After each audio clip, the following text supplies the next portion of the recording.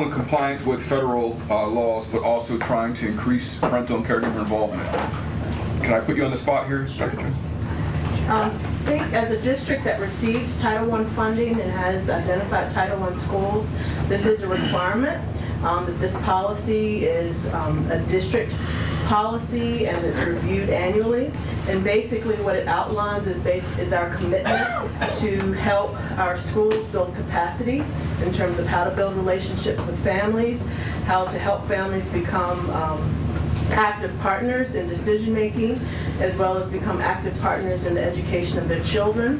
Some of the things that are outlined in the policy is our district's commitment for professional development of administrators and teachers, and the decision making processes that go along with school plans, as well as the annual evaluation of this policy to include families and our efforts to make it as easy for diverse families to be involved in the process. So not only will meetings be held at the policy level here in the district building, but it highlights some other areas such as community centers, different schools that may be farther away from Lake Street to involve more families in the process.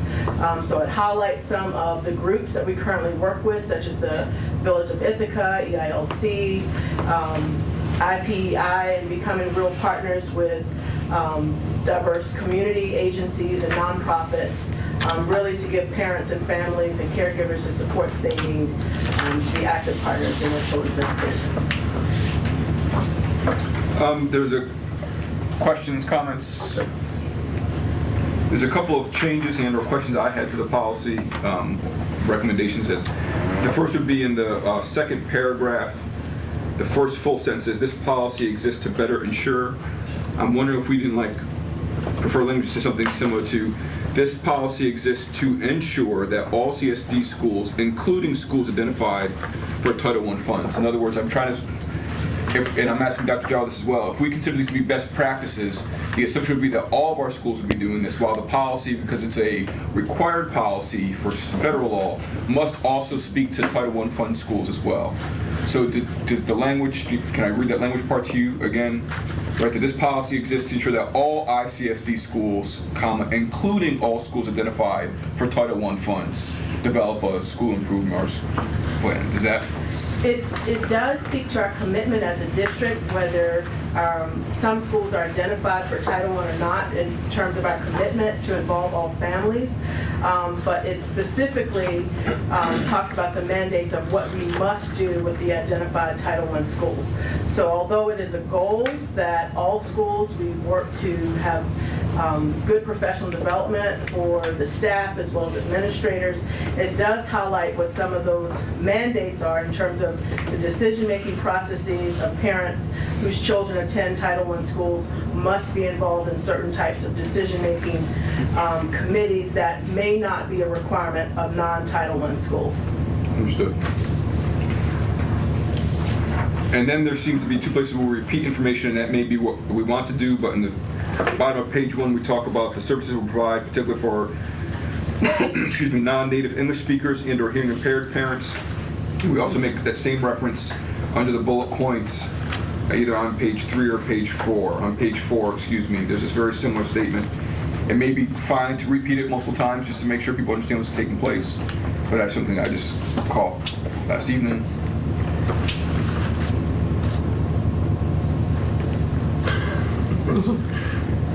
It's fine. There's certainly seems to be reiterations within the policy, but that's the way it's going to read? If we keep it as is, yes. Yeah, I'm looking back and forth. So There's some things that the federal policy mandates that we give attention to. Who will be involved on school-based decision-making teams? How will we build parent capacity? How will we provide professional development? So some of the language is repetitive because we do reference the same types of methods. But most of the things that are written in the policy in front of you are areas that the legislation says you must address in the policy. And then my only other comment or possible suggestion for a change would be in the last page where it talks about collaboration with all ICT school and community groups for coordination and services. I'd like to add SEPTA to that list. I don't see them there currently. Oh, I would like to, we didn't think about that. And then beyond that, I think the policy is good to go. And just to clarify, was your first edit in the second paragraph? That's not...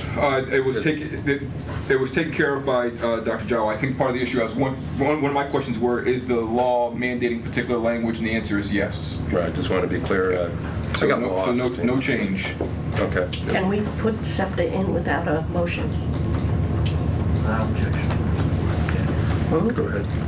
Where are you inserting it? We'll make a motion. The very last paragraph of the page 4, collaboration with all ICSD schools and community groups for coordination of services. We list a couple of folks that we will be working with. Once you Got it. have I to see get it. Parent-teacher association, put it after that. Yep. Sorry, I just didn't find the paragraph first time. Yep. Yep. The last paragraph, right? Yep. Makes perfect sense. With the edit, as that's the only edit to the policy that's in front of us on my Dropbox at least. So as a policy committee, okay. I'm getting a nod. All in favor? That's everyone. Sean, I guess we're good. I want just to make a very public announcement that we have just completed the 1,000 series. We're going to get Judy a T-shirt. That's right. Take a break. So we now have the 100 and the 1,000 series done, and we're working our way to the 2,000 series. We'll get there shortly. The next policy up for second reading, which is policy 5140, entrance age. So I move policy 5140, entrance age, for a second reading and adoption this evening. I second. Second by Chris. Quick word, this is the policy that the only thing we've changed in this policy is adding the word on or before December 1st. We had a brief conversation about it last board meeting. We'll be coming back to this policy 5140 when we get to the 5,000 series, but we're changing and adding those words in preparation for this academic year, in preparation for next academic school year. Okay. So what's the change on that, Sean? It used to say before December 1st, and now we're adding the language said on or by. before. Sorry, it said on December 1st, right? Said by December 1st. So we've added a day. Yeah. Yes. Brad, do you have? Well, yeah, I'm hopeful we bring this up actually as a discussion this fall or later summer and the fall to discuss whether we're at a point where we're ready to actually make a real change here and start moving this to November 1st, October 1st, whatever, especially as we transition more resources toward pre-K, having more children ready at kindergarten, that I think changing that date will assist in that process as well. I think Dr. Lindo's been tasked with that Yes. for the next little bit. Kindergarten teachers are already seeking me out. So.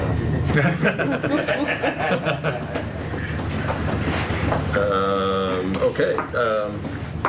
But we're not voting on this now. We are. We are. Adoption this evening. See, I'm getting lost again. But this is the second reading because I thought we had looked at this before. So with the edits and as presented, all in favor? That's going to be everyone.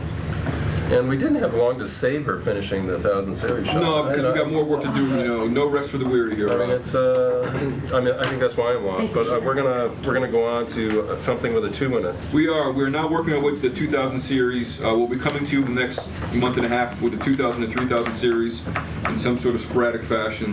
The 2,000 series is all about board governance and almost directly applies to what the board does to manage itself and its employees. The first policy is policy 2000, which is the board goals and priorities. So to get it started, I move policy 2000, board goals and priorities, for a first reading.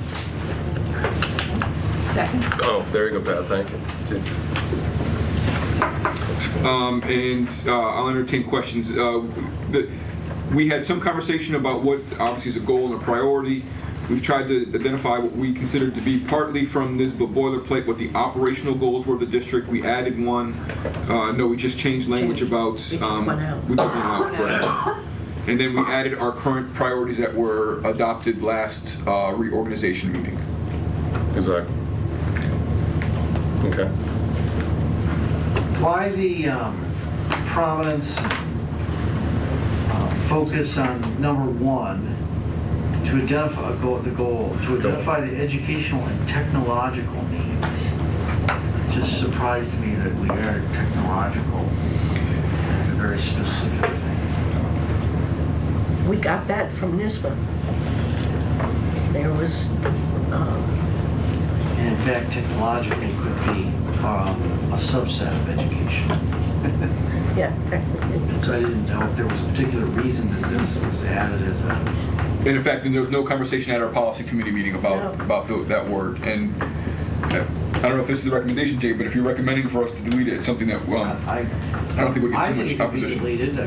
It's giving it a prominence that, I don't know. was justified. Identify the educational needs of the Ithaca City School Right. District. Do you remember, Pat? I remember that we didn't discuss it, and my particular thought was that there has been a great deal of emphasis on overhauling the technology of this district, and so that I thought if I didn't question its prominence, Well, but I'm not wedded to it.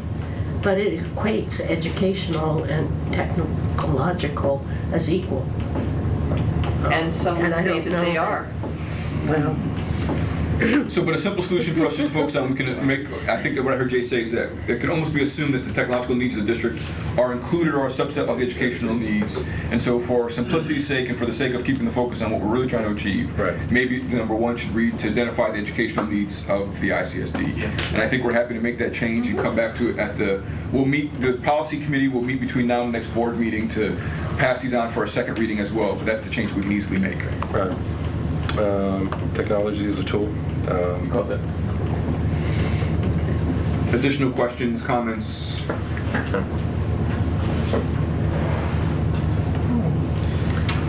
Go ahead, Jay. So number 2, to employ, and this seems a little wordy, maybe we're not trying to word it, but to employ a superintendent of schools, anyway, here's the words, capable of ensuring, we want them capable but not doing it, or, it sounds like potential as opposed to, Has the capacity, but not the ability. yeah.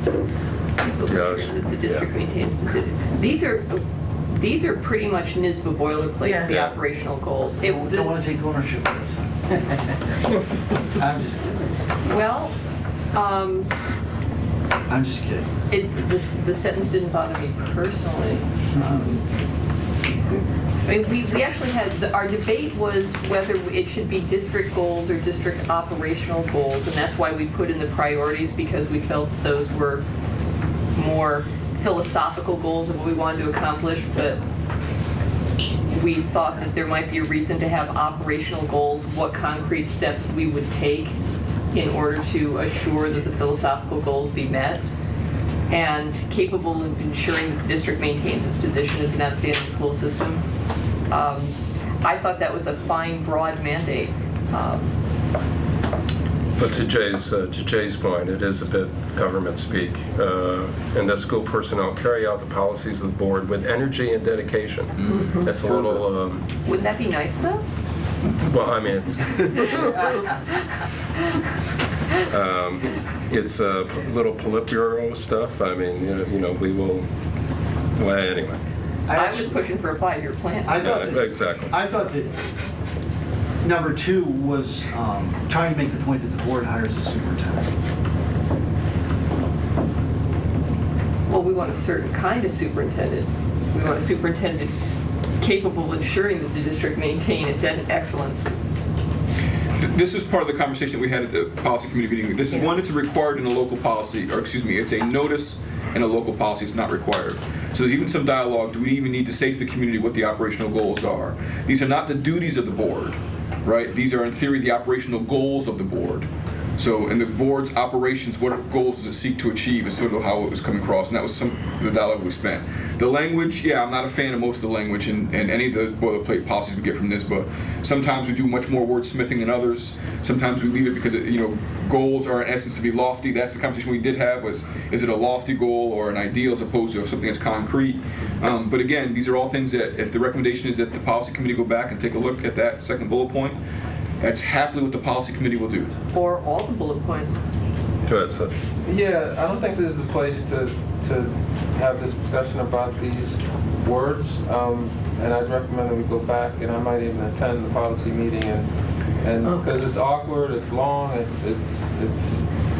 I think that was a threat. I think Seth is threatening to go to a policy committee. Is this in fact a policy that the board wants us to spend further time on, or is it a policy that the board wouldn't mind that we omit? I could move the meeting. I'm good with the priorities because that is what is done annually by whomever is on the board, And we'd have to Let's get note rid of that we have to operational change it. goals altogether. We discussed Then we'll that. have We did to- discuss that. So then, what I recommend is, I'm not sure what procedurally the best way to do it, but that the policy committee take Yeah. policy 2000 back to committee and resubmit it for, we can either say, we can pass it as a first reading, just come back and resubmit it as a second reading, Yeah. and do some work on it that way if we want, but that would Let's still do that. require a vote for us to get it by first reading. Fantastic. Okay, so we're going to vote on the first reading? Is that? And we'll take it back, with the promise that we'll take it back and follow this recommendation of getting rid of the board goals and rewriting it with just the board priorities. You're gonna take it back and fix it. that's good. Yes. All right. Thank you, Jay, for helping fix this. We need a vote, right? Yep. Okay, all in favor? That's everyone. So we'll move on. Policy 2100 is legalese, school board as a legal status. This again is very similar to boilerplate, though it has been read a little bit, and the point of this is to, in many regards, if I'm not mistaken, to identify board members and to not hold the district liable for the statements of individual board members. And we had just a very brief conversation about this policy.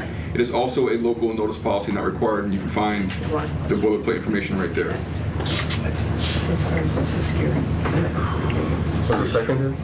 Oh, so I move policy 2100 for a first reading. Second. Think by Pat. Okay. Pretty straightforward. Very straightforward. Okay. Anything? So we're gonna go ahead. No, I was just noting the last paragraph. Complete and final authority of all district educational matters except as redistricted by law. Restricted. Restricted, sorry, yes. Will be vested in the board. Very That's law. It's clear. That's pretty clear. Yeah. In perpetuity and throughout the universe. Yeah. So I suddenly feel it is a reminder that your vote counts, and our votes are important as we all votes that we take have consequences. absolutely. So all in favor of this latest vote? Motion is everyone, including Jay. All right. It brings us to policy 2140, board member removal from office. Here you go. So I move policy 2140, board member removal from office for a first reading. It's not required. It's not required. It's not required. It's legal. So, I see fine print in here. It shouldn't be fine print, it's a bad font change. It's pretty fine. A font change, and I'm sure it has something to do with the qualifications of people in suits, but I can't read it. But go ahead, Jay. so the second paragraph about a vacancy. Yep. Right. Former board member, Mr. Dexheimer, would go to Florida. He has a sufficient excuse. Well, that calls into question the definition of sufficient. It does. And As determined by the board, I would think. so why even have a vacancy on the board? Why not have the first paragraph only and delete the second? Well, part of the second paragraph is a member has changed his or her legal residence from that of the school district, so that part would, I think, have to stay. Right. That would be, let's see, yeah. And I have seen the language regarding the 3 consecutive Yeah. absences from board meeting. I don't know that's always been followed in the past, but certainly. Well, and Jay, if I'm not mistaken, I don't think this says that you have to do that. I think what it says is that there's the board has the ability or the flexibility or the option of declaring a vacancy if a board member's been absent for 3 consecutive meetings without sufficient excuse. But even that would take majority vote. Right, there would need to be a resolution brought to the board, there'd need to be a majority vote to actually make that happen. So there's somebody on the board nobody likes. If they missed 3 meetings in a row. Boom. That's right. Exactly. You have to protect No, us. I mean, and it's something we can definitely discuss. We spent some time talking about board removal and having conversations about things that have taken place, obviously, in our own history and other districts, which seem to be a little bit more contentious, and it happens probably much more regularly where people bring sort of a charge like this. But we haven't had a concern. Well, that's not, you don't write policy in case of, right? Right. Here's a, Go ahead, Elder. it seems this might be an area where you might allude to technological options. I could lost an Achilles playing golf. You have to miss several meetings, but I could dial in, or maybe some other way to participate without physically being here. Or is that exactly the point, wanting us to physically be here? I think there's a requirement that to cast a vote, a board member must be physically be here. State law. Yeah. That was when we were still going like this, the down telephone. And what makes you think our law has moved any faster than that? We're before that even. Just so you know, and this is a true story, the policy that we're replacing here, 2140, if I'm not mistaken, was last revised in Ithaca City School District in 1979. Not a bad year. Right, so there you go, right? So It's a good year. Go ahead. I don't recall having seen the earlier 1979 policy, so I Say it don't again. remember what it says, but, very similar. okay, It's in the policy book, yeah. my concern or recommendation may be not even to have this policy, because board members can be removed for, Ethical violence. yeah, there's a way to get, this policy in effect says 5 members of our community who are board members can defeat the wishes of the 2,000 people who voted that board member in. And for whatever reason, a simple majority, 5 of us, can get rid of a board member, that was voted in by whatever the number is now. So I'm not sure the purpose of giving us that power to negate the 2,000 votes of folks in our community. We can, I believe, if I remember correctly, there's a way you can petition the commissioner and to have a board member removed. Does anybody Right. know, is that? Yeah, and they'll Yeah, make a that's- decision after their term runs out, after the person's term runs out. Okay. Well, the reality is that this is what this policy is stating, even though it not might be as clear. The board doesn't have the right to remove a board member. They vote to actually petition the commissioner to make that happen. Right. So that's Oh, okay. that's what the resolution is.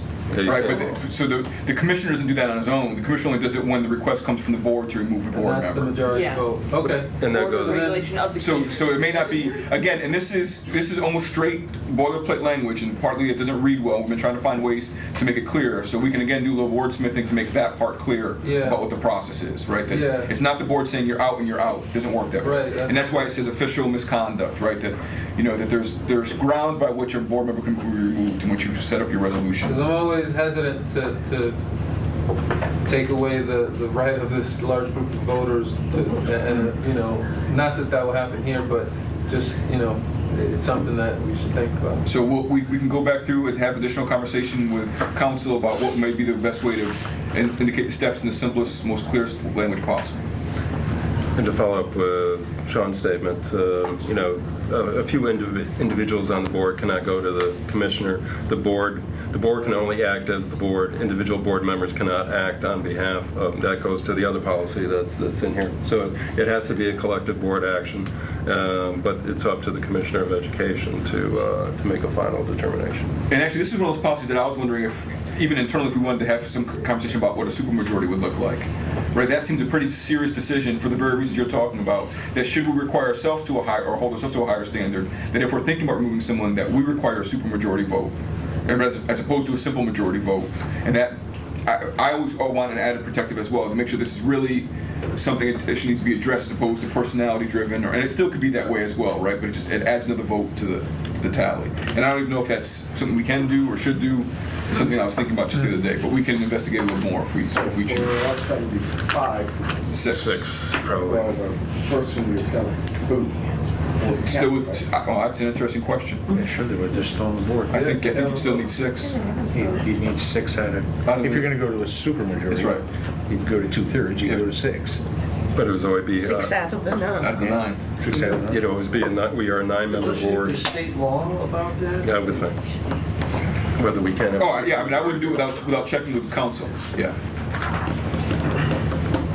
So we should vote for the first reading here or send it Yeah, back? no, vote for the first reading and we'll do our work because we've had a good portion of the conversation. I hope that we can come up with a fair compromise for everybody. If not, we'll postpone it at the next reading until we get it right. Very good. On that note, all in favor? That's everyone, including Eldred, I'm sure, if he knew we were voting. There we go. We discussed policy. And the last policy for the evening is policy 2150, filling board vacancies. So I move policy 2150, filling board vacancies for a first reading. Second? By Pat. And this is another policy that we updated. I don't think we updated since like 1976, but we're borrowing some of the same language. In fact, I think we borrowed one of the paragraph. We didn't borrow the paragraph, we borrowed the idea of the paragraph. And in essence, it leaves the board with 3 options to fill in the board vacancy. One is to fill the vacancy by majority vote or appointment. Second, to leave the vacancy vacant to the next general election. Or third, to call a special election for that person to fill that seat until the following regular election. I don't know why you're getting rid of all the classics, Sean. You know, 76s. Just changing some language, that's all. The practice remains the same. It does. I believe this is a good set one to Nice kill and me. tame. That was 9. There's animosity here? Is that what Yeah. it's- Oh, okay. All right. And certainly the policy follows state rules, regs very closely, and it's pretty standard. Yep. So, These are our legal options. and you don't have to do you do not have to replace a member that resigns for whatever personal reason that may be. You don't have to have an odd number board. You can have an 8-member board or 6 or whatever. But In fact, we had a little bit of that conversation last time about the board's decision when we left the seat vacant. That, in fact, it was to have even numbers, that the possibility of a tie made us have different conversations at that point in time. And so it seemed to work out well. It's also the same time period that we got the good doctor here. So right, exactly. Recall that we had any big problems. no, we didn't. Right. And with the knowledge that we are a 9-member board, regardless of whether someone resigns or not, we still need 5 votes to pass. Yep. And that was understood by all. Yep. And everything worked out just fine, Dr. Brown.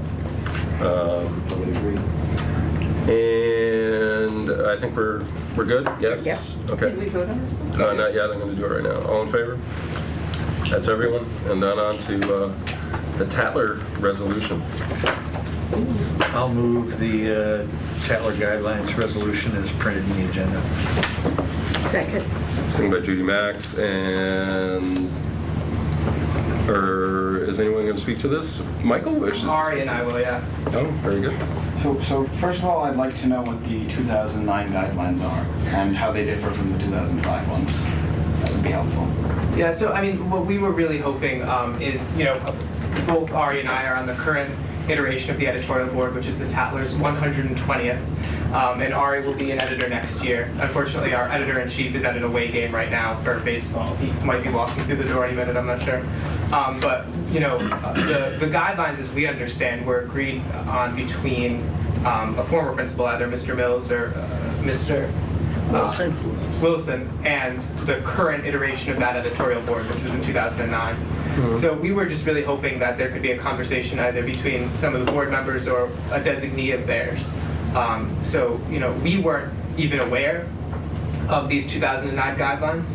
So we were hoping that in order to come to a clearer policy that everyone understands and, is happy with, obviously primarily yourselves, that, the current editorial board could engage with either a subset of the board or a designee of theirs in order to come up with a set of guidelines that way. That still doesn't tell me what prevents us from passing our resolution this evening and then continue to work with you good folks afterwards. Right. That implements a set of guidelines that none of us have even seen. None of you have seen as current students, but doesn't mean it hasn't been discussed and debated and litigated and everything else prior to Your this. advisor should have them. Those guidelines are in place right now. So I would, as newspaper men, I would expect you to probably be able to find those. But I'm just as a bystander. Or Yeah, I think I mean- we have sent them out to folks too. But it shouldn't be that hard, I think. No, and it isn't. But I learned about this morning when I checked out the agenda. So the fact that no one even came to Miss Lynn, I would assume, who's our advisor. Maybe someone did, and she just decided it wasn't relevant to pass along that information. I don't know. Mm-hmm. But certainly, no one came to one of the editor-in-chiefs to say, this is on the agenda. If We're just reaffirming, am I correct? We're just reaffirming the 2009. This is a part of the ongoing legal actions that the district has been litigating for 10 years? 2005. So 8 years, sorry, my math. Sure, and maybe I misunderstood the purpose of this. As I understood it, the 2009 guidelines were agreed on solely between that editorial board and the then principal at the time. And a number of the editorial board members met, and we only surmised that the reason for this happening was to implement a policy that was only applied at the time to a certain editorial board. And I'm not sure if that's the case because I'm not sure, No, I think they were meant to be ongoing Sure, but at the guidelines. time, They've been litigated that way, in fact. Yeah. As ongoing, continuing guidelines. And just like we bind the district, with this group of folks here, that board bound Ithaca when they agreed to those guidelines. If I can, I think there are two issues at stake here. Yeah. One, I think we're trying to address two things. I think you're trying to address the immediacy of the editorial board and your working relationship within the guidelines to be able to do the kind of work you want to do. The board is also dealing with a long-standing litigation issue as well, right? And so these things, they may be somehow connected, they may not be. So from our perspective, it's important not from our perspective, we will be passing these guidelines. I'm sure, I imagine that that's probably going to take place. But it doesn't prevent us from having additional conversations about what those guidelines may look like going forward. I hope that part makes sense. I know you don't like it, but I hope that part makes sense. Certainly willing to revisit the guidelines, and that's, I'm not sure whether the high school leadership team is ready to do that. So I think we'd have to delve into this a bit. But, I'm not sure even the information that we have that's in our Dropbox. Michael, I'm not sure whether you've had a chance to look through that, whether that's available to The them. 2009 guidelines are in there. Well, just the background on the legal actions. I don't think it's even within the I'm in the Dropbox right now, and I can't see the 2009 guidelines. Are you under No, they're not there. case? It's not in there.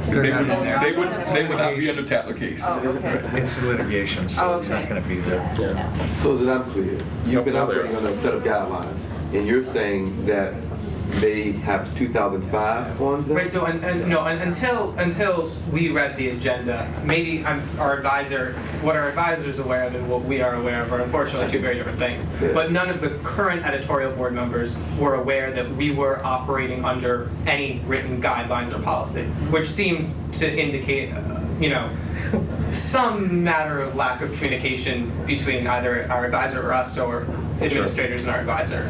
Where that disconnect occurred, I'm not positive. So we will clean that piece up, because you should be operating under a set of guidelines. And those guidelines have been in place well before I was here, well before most of the members on this board were here. And following this case and learning much more about it in the past few weeks and months, these things have been in place for a while. We should be operating under them, and right now this is just a legal exercise as far as what we need to do as a board and a team. Because the guidelines were already in place, what does your action tonight with taking this vote serve to achieve? And the attorney in the room is going to speak to that right now. Right, Bob, Mr. Van Kuren, this is going to allow us to do what? This resolution is simply to identify to the court that moving forward, the district agrees that the 2009 regulations are what control here, and that there have been no additional things since 2009 that are in place. It's really clarifying for the court because there are two very small issues remaining in the litigation, and this will help position the district to answer those questions. So it's not doing anything new tonight. We're not implementing any new rules. The guidelines from 2009 are it's just being clarified for the purposes of the court proceeding that those rules are in place. So the fact it seems to be saying that we have indeed not done anything special since the beginning of the litigation. As not to try it for Mickey. This is what, 2013? Michael, how long have you been on the Tatler? Since last year, Okay, well, on the editorial board, yeah. I'm trying to think your entire time you've been at the high school, whatever the Tatler has published and whatever has been written in the Tatler has been within the guidelines and has met the guidelines. And, you know, I'm not sure whether there's anything out there that you wish to put in, but if it was obscene or I can see the guidelines, but there are broad guidelines, but frankly only for good taste, frankly, for the most part, of what you would not normally put in anyway. But Sure, the editorial board has had conversations with our advisor in which she has not allowed us to print certain things. I think what would be the most helpful at this point is first just allowing us as a group to read the guidelines. Obviously, you're going to pass this. Nothing I'm going to say is going to, and it doesn't even sound like right. But give us a chance to read it, and then I think we would be very, very happy if you'd be willing to engage in a discussion about, it's possible that we don't have an issue. Again, we need to read it in order to know. Right. You might read that. Well, is there any reason they can't see the guidelines? Right. There's absolutely no reason at all. I'm not sure that what we have there is the guidelines. Correct? Yeah. That was the proposed guidelines by counsel to the litigants. Under, Yeah, we'll get to right. We'll get the, It's on Stonebar and Slaughter Letterhead, right. letterhead. So Fax. I'm not. so what I'm right. I What thought this that is. was a fax to them. That wouldn't have their tagline on it. It would have their tagline on it if they sent it to us. I believe that was his proposal. So do you have in front of you what you'll be voting on tonight? Yes, it's right in the agenda. But I mean, do you have the 2009 guidelines in front of you tonight? I do not.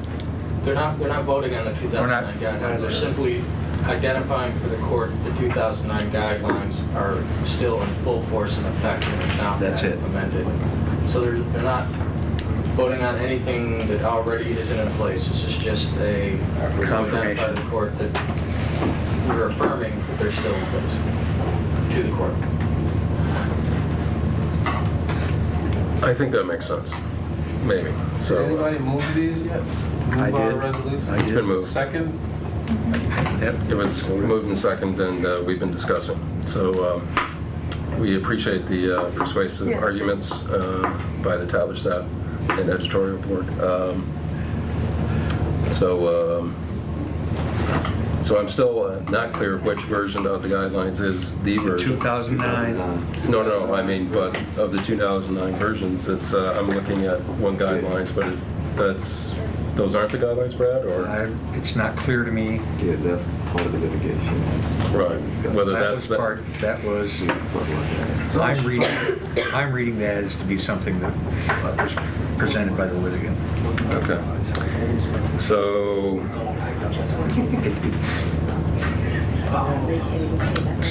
So we'd like to see what the guidelines are. Well, That would be and great. I think it sounds like the advisor needs to be speaking with the students about it. Right. You're gonna go to the advisor and Sure, and she wasn't here. She won't be here tomorrow, as I understand it. She's attending a function of her daughter, so that's we'll fine. get right to that. well, it will, at your first opportunity. Right now, I think we're going to go ahead and we'll go ahead and vote because that's what we do on the resolution as presented in the agenda. So all in favor? That's everyone, and then we'll revisit at a later date. So, was there anything else? Did we do the voting, or was that in the consent? We added it to the consent. Right. That was added to consent. Any other business by the board? We adjourn into executive session to discuss the litigation and employment personnel matters for particular persons. Seconded by Eldred. Is that what you're doing, Eldred? Okay. Seconded. We do have to go back in exec because we have more work to do. So we are done here as long as everyone votes on I'm not. that motion, which everyone does without objection. We're in exec session. Thank you.